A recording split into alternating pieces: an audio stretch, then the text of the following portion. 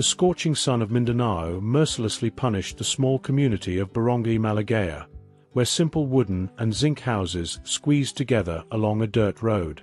Children played barefoot among dried mud puddles, their sweaty little faces reflecting the harsh reality of those who have known thirst since early age. Maria, a mother of 5 children, walked for the 3rd time that day to the community well, carrying empty buckets that would soon be filled with murky and questionable water. The nearest source of clean water was more than 3 kilometers away, an exhausting walk under the sun that few could afford to make daily. The women of the community took turns in the arduous task, carrying smaller children on their backs while balancing containers on their heads. The local health post recorded growing cases of diarrhea and other water-related diseases, but local authorities always promised solutions that never came.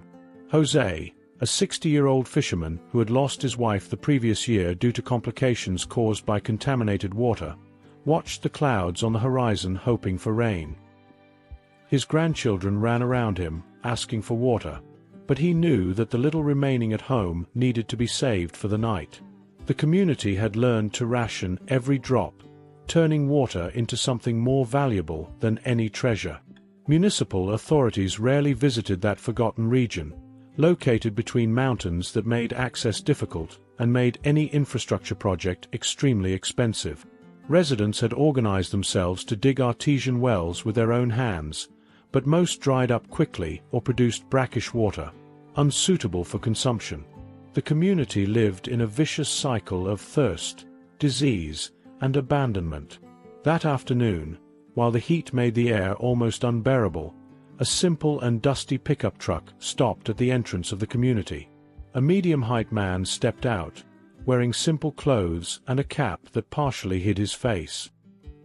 He attentively observed the precarious conditions around him, his eyes revealing a mixture of compassion and determination that few could disguise. The man walked slowly through the dirt streets of the community, discreetly greeting the residents he encountered along the way. His posture was humble, almost shy, but his attentive eyes captured every detail of the desperate situation that presented itself before him. Children followed him curiously, intrigued by the presence of a visitor who didn't seem to be a government official or religious missionary. Maria, who was returning from the well with her half-empty buckets, noticed how the stranger stopped to observe each family, each house, each sign of the daily struggle against thirst. There was something different about that man, a genuine attention that she rarely saw in people from outside the community. He didn't take photographs or make notes, he just observed with his heart, absorbing the raw reality of those lives marked by scarcity. The visitor approached a group of women washing clothes with the murky water from the well, their expressions of concern becoming more evident with each piece of clothing they dipped in the questionable liquid. They explained, without him asking, how the lack of clean water affected everything in their lives, from food preparation to basic hygiene care for the children. Their voices carried the exhaustion of those who repeated the same struggle every day. Jose, the elderly fisherman, offered the stranger a cup of the little water he had at home, a gesture of hospitality typical of Filipino culture, even amid scarcity. The man accepted respectfully, but drank only a small sip, understanding the precious value of what was being offered to him. At that moment, something transformed in his gaze, a silent determination that promised changes. Before leaving, the mysterious visitor spent almost 3 hours walking through the entire community, briefly conversing with dozens of families and closely observing the suffering caused by the lack of potable water. He mentally noted every need, every face, every story of struggle. When he finally headed to his pickup truck, some residents noticed that his eyes were moist with emotion, as if that reality had deeply touched his soul. In the following weeks, strange movements began to happen in the region. Trucks loaded with equipment passed by the main road, heading to the mountains near the community. Residents speculated about what could be happening, perhaps a new mining company or a government project that, as always, wouldn't benefit them directly. Maria and her neighbors watched with skepticism, accustomed to unfulfilled promises. A group of engineers and technicians appeared in the region, carrying out measurements and geological studies. They were discreet and polite, but didn't reveal details about the project under development. The drilling rigs arrived next, working day and night at strategic locations in the mountains. The noise of the equipment echoed through the valley, awakening curiosity and cautious hope in the residents' hearts. Jose, with his life experience, perceived that something significant was happening. The work was carried out with an efficiency and organization that he had never seen in previous projects in the region. The workers were well equipped, the materials seemed high quality, and there was a sense of positive urgency that contrasted with the usual lethargy of government projects. He shared his observations with other residents, feeding a timid flame of hope. During this period, the mysterious man who had visited the community returned a few times, always discreetly. He personally followed the progress of the work, but continued avoiding direct contact with the residents. His presence was noticed only by the most observant, who began to suspect some connection between him and the mysterious drilling work that intensified each day. The entire community lived in a state of controlled expectation. Decades of abandonment had taught residents not to create expectations too high, but it was impossible to ignore the magnitude of the work happening so close to their homes. Children constantly asked their parents about the trucks and machines, while adults tried to balance hope and realism, protecting their hearts from another possible disappointment. A sunny morning brought the most awaited sight that community could imagine. An installation team arrived carrying pipes, pumps, and water treatment equipment. The work, which had been a mystery for weeks, finally revealed its purpose.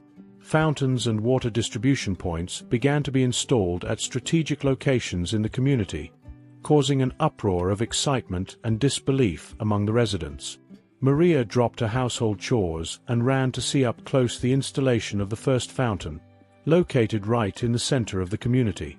Her hands trembled with emotion as she watched technicians connect the pipes that would bring clean water directly to her neighborhood. Other women joined her, some crying with joy, others still too skeptical to believe that this was really happening to them. The engineers explained that the water would come from a natural source located in the mountains, discovered and developed specifically to supply the community. Filtration and purification systems would ensure that water reached residents with quality superior to that found in many urban areas of the Philippines. The project's sustainability had been carefully planned to guarantee continuous supply for decades. Jose, with tears in his eyes, reverently touched the pipe that passed near his house. He thought of his deceased wife, of how many lives could have been saved if that blessing had arrived earlier. His grandchildren ran around him, excited with the promise of clean and abundant water, without fully understanding the magnitude of the transformation that was about to happen in their lives. The installation was completed in record time, with an efficiency that impressed even the oldest residents, who had witnessed decades of projects abandoned halfway through. Every detail had been thought out. The fountains were easily accessible for children and elderly, water pressure was perfectly calibrated, and informational signs explained basic care to maintain the system's quality. Everything indicated that this project had been planned with love and genuine attention to the community's needs. The most awaited moment finally arrived. In the presence of the entire gathered community, the first fountain was officially turned on. A reverent silence took over the place while the first jets of crystalline water sprouted from the faucets, reflecting sunlight like small liquid diamonds. The sound of running water echoed like celestial music to the ears of people who had known only scarcity. Maria was the first to extend her hands under the jet of clean water, her fingers trembling with emotion as she felt the cool temperature and purity of the liquid that had seemed an impossible dream for so long. She brought her hands to her mouth, tasting the water, and her face transformed into an expression of pure ecstasy. Tears of joy ran down her cheeks as she called her children to experience that miracle. The community's children ran toward the fountains as if they were magical springs, laughing and playing with the water that flowed abundantly. For the first time in their young lives, they could drink water without fear, without the bad taste they had known since always. Their screams of joy infected the adults, who abandoned their reservations and joined the spontaneous celebration that took over the streets.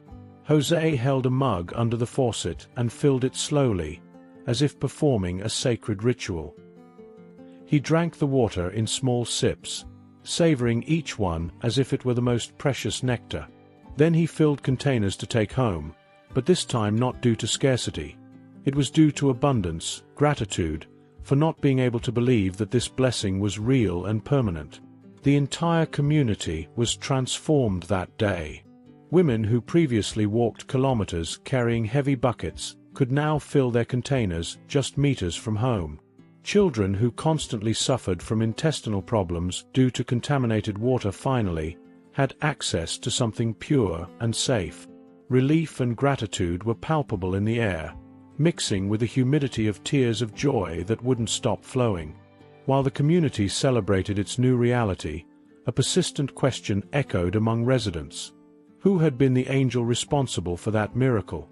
Engineers and technicians were repeatedly questioned, but their answers were always evasive. They mentioned only a private sponsor who wished to remain anonymous, someone who had financed the entire project without expecting public recognition or financial return. Maria and her neighbors tried to piece together the puzzle. They remembered the mysterious man who had visited the community weeks before, his careful attention, his genuine interest in their stories. There was something familiar about him, a feeling that they had seen him before, but they couldn't identify where. His humility and simplicity contrasted with the magnitude of the gift they now received. Speculation multiplied among residents. Some believed it was a local businessman who had gotten rich abroad and decided to give back to his homeland. Others imagined a politician preparing for future campaigns. Jose, wiser and more observant, suspected that the truth was much more special than any of these theories, but kept his thoughts to himself. Local media began reporting the story of the community that had received a potable water system as a gift, but even journalists couldn't discover the identity of the mysterious benefactor. Legal documentation showed only a charitable foundation that, in turn, maintained the anonymity of its donors. The mystery deepened, increasing the curiosity and gratitude of residents. During the nights, sitting around the fountains that now softly illuminated the community, residents shared theories and speculations about their anonymous benefactor. Regardless of who it was, one thing was certain: that person had changed their lives forever, transforming a community marked by thirst into an oasis of hope and abundance. The gratitude they felt was as deep as the water that now flowed freely in their homes. 3 months after the water system installation, the community's life had completely transformed. Children were healthier, women had more time for activities other than the daily search for water, and a sense of hope had permanently settled in everyone's hearts.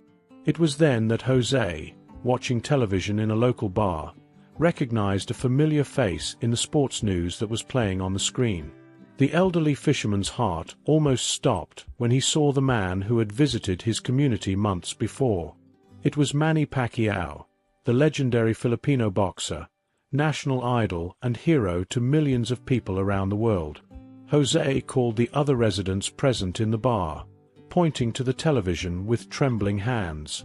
The discovery spread through the community like wildfire, leaving everyone in a state of shock and even greater admiration. Maria couldn't believe it when she received the news. The simple and humble man who had walked through her community's streets, observing their difficulties with genuine compassion, was one of the Philippines' most famous and respected personalities. She remembered how he had respectfully drunk from the water she offered, how his eyes had filled with tears witnessing the suffering caused by thirst. Now everything made sense. The revelation brought a completely new dimension to the gratitude the community felt. It wasn't just a rich benefactor who had decided to help them. It was Manny PACQUIAO, the man who had risen from poverty to become world champion, who had never forgotten his humble origins. He had chosen to invest his fortune in bringing dignity and life to a forgotten community, without expecting recognition or publicity. Residents began to understand why the project had been executed with such perfection and attention to detail. It was characteristic of Manny Pacquiao to do things with excellence, whether in the boxing ring or in his charitable acts. His dedication to perfection, which had made him world champion, now manifested in the quality of the water system that had transformed their lives. Every faucet, every pipe, every detail of the project reflected the same commitment to excellence that had made him a legend. News of the discovery reached Manny Pacquiao's ears, who decided to make an official visit to the community. This time, he arrived without disguises, accompanied by a small team, but maintaining the same humility he had demonstrated in his first visit. The reception was spectacular. Hundreds of residents gathered to receive their hero, their faces shining with emotion and gratitude impossible to contain. Maria prepared for days for that moment, rehearsing the words she would like to say to the man who had transformed her life and that of her family. When she finally met him personally, words were lost in tears of joy, and she simply held his hands, transmitting through touch all the gratitude her heart couldn't express in words. Manny smiled with the same simplicity as always, saying only that he had done what any person should do. Jose, representing the community's elderly residents, offered Manny a simple but deeply meaningful gift, a cup of the pure water that now ran abundantly in their homes. The legendary boxer drank that water with the same reverence with which he had drunk months before, when he was still a mysterious stranger. In that gesture, he demonstrated that, despite all his fame and fortune, he remained connected to his roots and to the value of life's simple things. The community's children ran around Manny, not just as fans of a famous champion, but as beneficiaries of his generosity. They had grown up drinking clean water thanks to his kindness, and their healthy laughter was the greatest prize he could receive. Manny played with them, allowed them to touch his boxing gloves, and promised he would continue caring for the community as if it were part of his own family. When it was time for farewell, the entire community gathered around the fountains that had changed their lives. Manny Pacquiao had not only brought potable water to those families, he had brought hope, dignity, and proof that genuine kindness still exists in the world. As his entourage moved away, residents remained by the clean water sources, knowing that every drop they drank would forever carry the taste of gratitude and transformation. The thirst had ended, but the memory of that miracle would last forever, passing from generation to generation as testimony that small acts of kindness can change the entire world. If you like this kind of story, leave your like and subscribe to the channel so you don't miss out on the next videos.